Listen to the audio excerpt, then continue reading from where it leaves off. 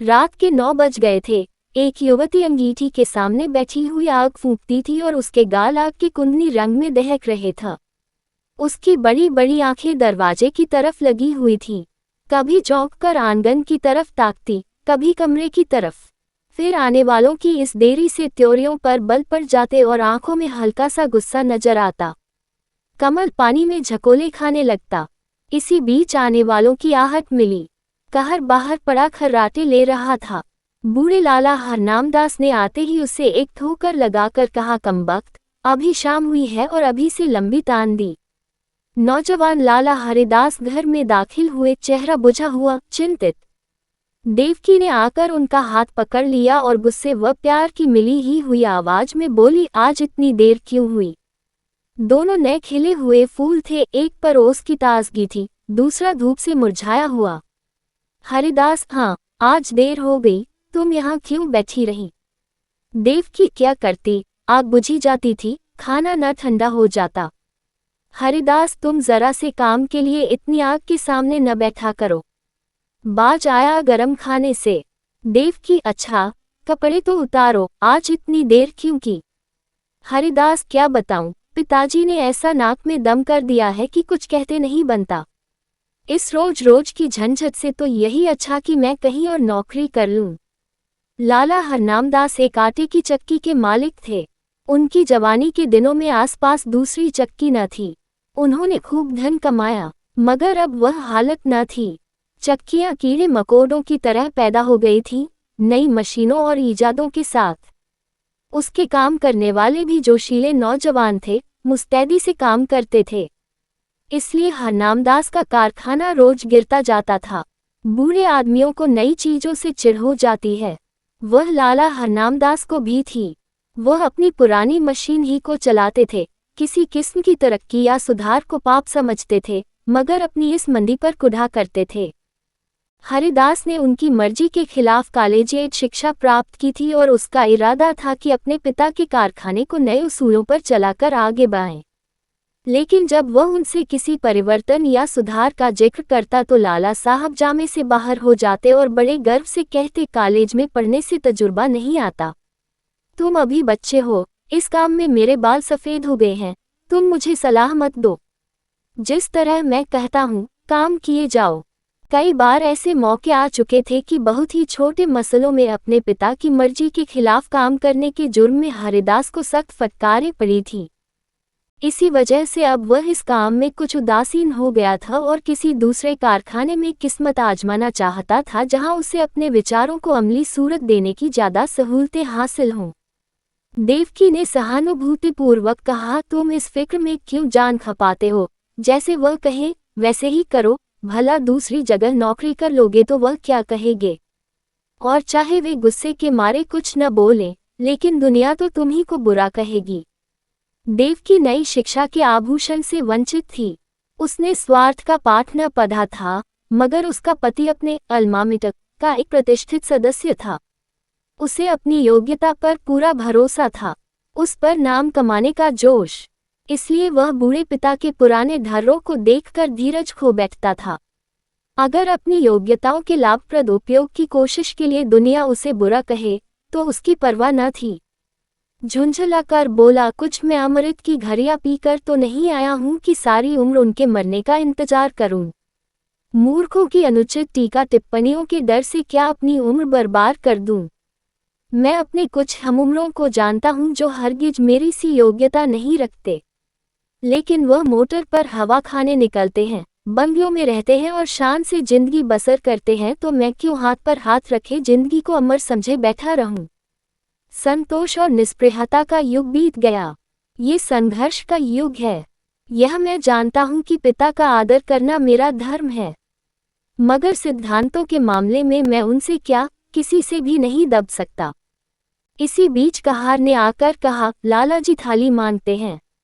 लाल हरनामदास हिंदू रस्म रिवाज के बड़े पाबंद थे, मगर बुढ़ापे के कारण चौक के चक्कर से मुक्ति पा चुके थे। पहले कुछ दिनों तक जाड़ों में रात को पूरियां न हजम होती थी, इसलिए चपातियां ही अपनी बैठक में मंगा लिया करते थे। मजबूरी ने वह कराया था जो हुज्जत और दलील के काबू से बाहर था।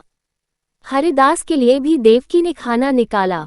पहले तो वह हजरत बहुत दुखी नजर आते थे, लेकिन बघार की खुशबू ने खाने के लिए चाव पैदा कर दिया था।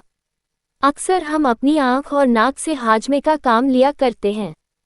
लाला हरनामदास रात को भले चंगे सोए, लेकिन ने बेटे की गुस्ताखियां और कुछ अपने काबार की सुस्ती और मंदी उनकी आत्मा के लिए भयानक कष्ट का कारण हो गई। और चाहे इसी उद्विग्नता का असर हो, चाहे बुढ़ापे का, सुबह होने से पहले उन पर लकवे का हमला हो गया।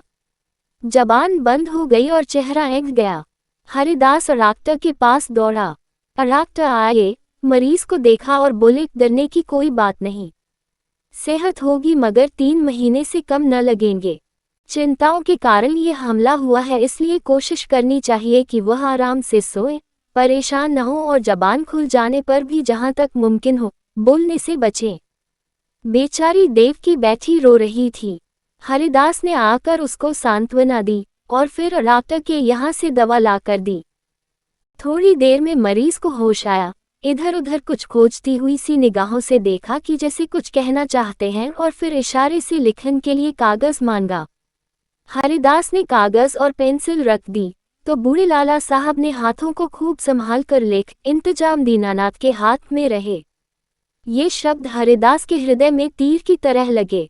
अफसोस, अब भी मुझ पर भरोसा नहीं, यानी कि दीनानाथ मेरा मालिक होगा और मैं उसका गुलाम बनकर रहूंगा। यह नहीं होने का। कागज लिए देवकी के पास आए और बोले, लालाजी ने दीनानाथ को मैनेजर बनाया है, उन्हें मुझ पर इतना एतबार भी नहीं है, लेकिन मैं इस मौके को हाथ से न दूंगा। उनकी बीमारी का अफसोस तो जरूर है, मगर शायद परमात्मा ने मुझे अपनी योग्यता दिखलाने का यह अवसर दिया है और इससे मैं जरूर फायदा उठाऊंगा। कारखाने के कर्मचारियों ने इस दुर्घटना की खबर सुनी तो बहुत घबराए। उनमें कई निकम्मे, बेमसर्फ आदमी भरे हुए थे, जो सिर्फ खुशामद और चिकनी चुपड़ी बातों की रोटी खाते थे। मिस्त्री ने कई दूसरे कारखानों में मरम्मत का काम उठा लिया था, रोज किसी न किसी बहाने से खिसक जाता था। फायरमैन और मशीनमैन दिन को झूठ मूठ चक्की की सफाई में काटते थे और रात के काम करके ओवरटाइम की मजदूरी लिया करते थे। दीनानाथ जरूर होशियार और तजुर्बेकार आदमी था, मगर उसे भी काम करने के मुकाबले में, जी हाँ, रखते रहने में ज्यादा मजा आता था। लाला हरनामदास मजदूरी देन में बहुत हीले हवाले किया करते थे और अक्सर काट कपट के भी आदी थे। इसी को वह काबार का अच्छा उसूल समझाते थे। हरिदास ने कारखाने में पहुंचते ही साफ शब्दों कह दिया कि तुम लोगों को मेरे वक्त में जी लगाकर काम करना होगा। मैं इसी महीन में काम देखकर सबकी तरक्की करूंगा, मगर अब टाल मटोल का गुजर नहीं। जिन्हें मंजूर न हो वह अपना बोरिया बिस्तर संभाले। और फिर दीनानाथ को बुलाकर कहा, भाई साहब, मुझे खूब मालूम है कि आप होशियार और सूझबूझ रखने वाले आदमी हैं। आपने अब तक ये यहाँ का जो रंग देखा वही अख्तियार किया है, लेकिन अब मुझे आपके तजुर्बे और मेहनत की जरूरत है। पुराने हिसाबों की जांच पड़ताल कीजिए। बाहर से काम मेरा जिम्मा है, लेकिन यहाँ का इंतजाम आपके सुपुर्द है। जो कुछ नफा होगा उसमें आपका भी हिस्सा होगा। मैं चाहता हूं कि दादा की अनुपस्थिति में कुछ अच्छा काम करके दिखाऊं। इस मुस्तैदी और चुस्ती का असर बहुत जल्द कारखाने में नजर आने लगा। हरिदास ने खूब इश्तहार बंटवाए। उसका असर यह हुआ कि काम आने लगा। दीनानाथ की मुस्तैदी की बदौलत ग्राहकों को नियत समय पर और किफ़ायत से आटा मिलने लगा। पहला महीना भी खत्म न हुआ था कि हरिदास ने नई मशीन मंगवाई। थोड़े अनुभवी आदमी रख लिए, फिर क्या था, सारे शहर में इस कारखाने की धूम मच गई। हरिदास ग्राहकों से इतनी अच्छी तरह से पेश आता कि जो एक बार उससे मुआमला करता वह हमेशा के लिए उसका खरीदार बन जाता। कर्मचारियों के साथ उसका सिद्धांत था, काम सख्त और मजदूरी ठीक। उसके ऊंचे व्यक्तित्व का भी स्पष्ट प्रभाव दिखाई पड़ा। करीब करीब सभी कारखानों का रंग फीका पड़ गया। उसने बहुत ही कम नफे पर ठेले ले लिए। मशीन को दम मारने की मोहलत न थी, रात और दिन काम होता था। तीसरा महीना खत्म होते होते उस कारखाने की शक्ल ही बदल गई। हाथे में घुसते ही ठेले और गाड़ियों की भीड़ नजर आती थी। कारखाने में बड़ी चहल पहल थी, हर आदमी अपने अपने काम में लगा हुआ। इसके साथ की प्रबंध कौशल का ये वरदान था कि भद्दी हड़बड़ी और जल्दबाजी का कहीं निशान न था। लाला हरनामदास धीरे धीरे ठीक होने लगे। 1 महीने के बाद वह रुककर कुछ बोलने लगे। डॉक्टर की सख्त ताकीद थी कि उन्हें पूरी शांति की स्थिति में रखा जाए, मगर जब उनकी जबान खुली उन्हें एकदम को भी चैन न था। देवकी से कहा करते, सारा काबार मिट्टी में मिल जाता है। ये लड़का मालूम नहीं क्या कर रहा है, सारा काम अपने हाथ में ले रखा है। मैंने ताकीद कर दी थी कि दीनानाथ को मैनेजर बनाना, लेकिन उसने जरा भी परवाह न की। मेरी सारी उम्र की कमाई बर्बाद हुई जाती है। देव उनको सांत्वना देती कि आप इन बातों की आशंका न करें। काबार बहुत खूबी से चल रहा है और खूब नफा हो रहा है, पर वह भी इस मामले में तूल देते हुए डरती थी कि कहीं लिकवे का फिर हमला न हो जाए। हाँ कहकर टालना चाहती थी। हरिदास जो ही घर में आता, लालाजी उस पर सवालों की बौछार कर देते और जब वह टालकर कोई दूसरा जिक्र छेड़ देता तो बिगड़ जाते और कहते, जालिम, तू जीते जी मेरे गले पर छुरी फेर रहा है, मेरी पूंजी उड़ा रहा है। तुझे क्या मालूम कि मैंने एक एक कौड़ी किस मशक्कत से जमा की है। तूने दिल में ठान ली है कि इस बुढ़ापे में मुझे गली गली ठोकर खिलाए, मुझे कौड़ी कौड़ी का मोहताज बनाए। हरिदास फटकार का कोई जवाब न देता, क्योंकि बात से बात बढ़ती है। उसकी चुप्पी से लाला साहब को यकीन हो जाता कि कारखाना तबाह हो गया। एक रोज देवकी ने हरिदास से कहा, अभी कितने दिन और इन बातों का लालाजी से छिपाओगे। हरिदास ने जवाब दिया, मैं तो चाहता हूं कि नई मशीन का रुपया अदा हो जाए तो उन्हें ले जाकर सब कुछ दिखा दूं। तब तक डॉक्टर साहब की हिदायत के अनुसार 3 महीने पूरे भी हो जाएंगे। देवकी, लेकिन इस छिपाने से क्या फायदा, जब वे 8 पहर इसी की रट लगाए रहते हैं। इससे तो चिंता और बढ़ती ही है, कम नहीं होती। इससे तो यही अच्छा है कि उनसे सब कुछ कह दिया जाए। हरिदास, मेरे कहने का तो उन्हें यकीन आ चुका। हाँ, दीनानाथ कहे तो शायद यकीन हो। देवकी, अच्छा तो कल दीनानाथ को यहाँ भेज दो। लालाजी उसे देखते ही खुद बुला लेंगे। तुम्हें इस रोज रोज की डांट फटकार से तो छुट्टी मिल जाएगी। हरिदास, अब मुझे इन फटकारों का जरा भी दुख नहीं होता। मेरी मेहनत और योग्यता का नतीजा आंखों के सामने मौजूद है। जब मैंने कारखाना आने हाथ में लिया था, आमदनी और खर्च का मीज़ान मुश्किल से बैठता था। आज 5 से का नफ़ा है। तीसरा महीना खत्म होने वाला है और मैं मशीन की आधी कीमत अदा कर चुका। शायद अगले महीने 2 महीने में पूरी कीमत अदा हो जाएगी। उस वक्त से कारखाने का खर्च 3 गुने से ज़्यादा है, लेकिन आमदनी 5 गुनी हो गई है। हजरत देखेंगे तो आंखें खुल जाएंगी। कहाँ हाथे में उल्लू बोलते थे। एक मेज पर बैठे आप ऊंधा करते थे, एक पर दीनानाथ कान कुरेदा करता था। मिस्त्री और फायरमैन ताश खेलते था। बस 2-4 घंटे चक्की चल जाती थी। अब दम मारने की फुर्सत नहीं है। सारी जिंदगी में जो कुछ न कर सके वह मैंने 3 महीने में करके दिखा दिया। इसी तजुर्बे और कार्रवाई पर आपको इतना घमंड था। जितना काम वह 1 महीने में करते थे उतना मैं रोज कर डालता हूँ। देवकी ने भर्त्सनापूर्ण नेत्रों से देखकर कहा, अपने मुंह में मिट्ठू बनना कोई तुमसे सीख ले। जिस तरह माँ अपने बेटे को हमेशा दुबला ही समझती है, उसी तरह बाप बेटे को हमेशा नादान समझा करता है। यह उनकी ममता है, बुरा मानने की बात नहीं है। हरिदास ने लज्जित होकर सर झुका लिया। दूसरे रोज दीनानाथ उनको देखने के बहाने से लाला हरनामदास की सेवा में उपस्थित हुआ। लालाजी उसे देखते ही तकिए के सहारे उठ बैठे और पागलों की तरह बेचैन होकर पूछा, क्यों, काबार सब तबाह हो गया कि अभी कुछ कसर बाकी है? तुम लोगों ने मुझे मुर्दा समझ लिया है।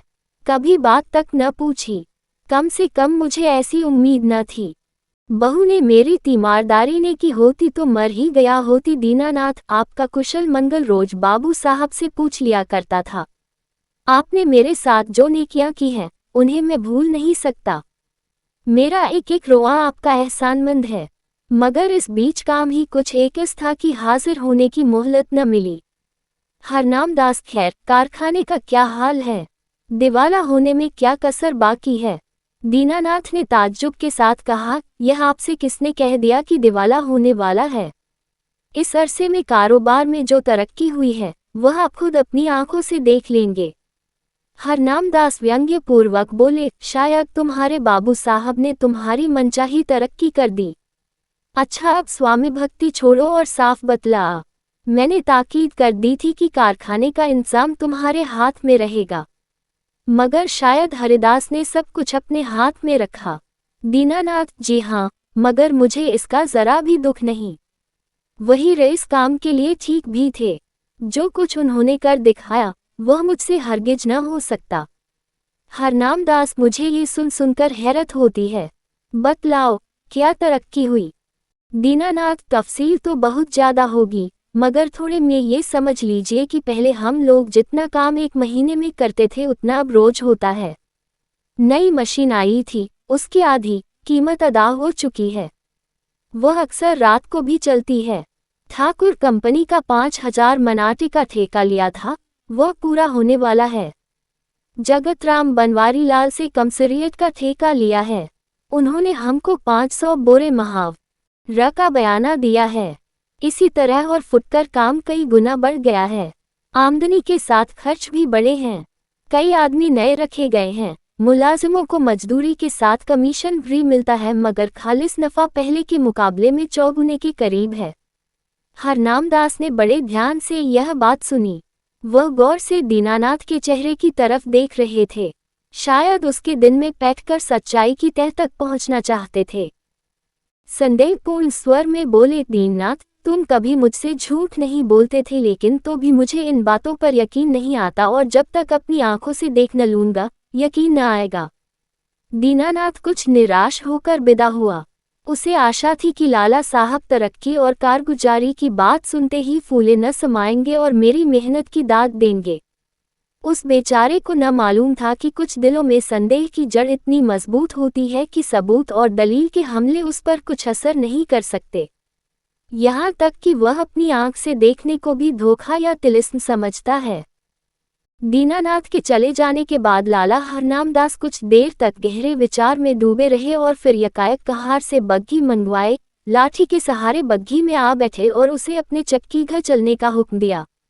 दोपहर का वक्त था। कारखानों के मजदूर खाना खाने के लिए गोल के गोल भागे चले आते थे, मगर हरिदास के कारखाने में काम जारी था।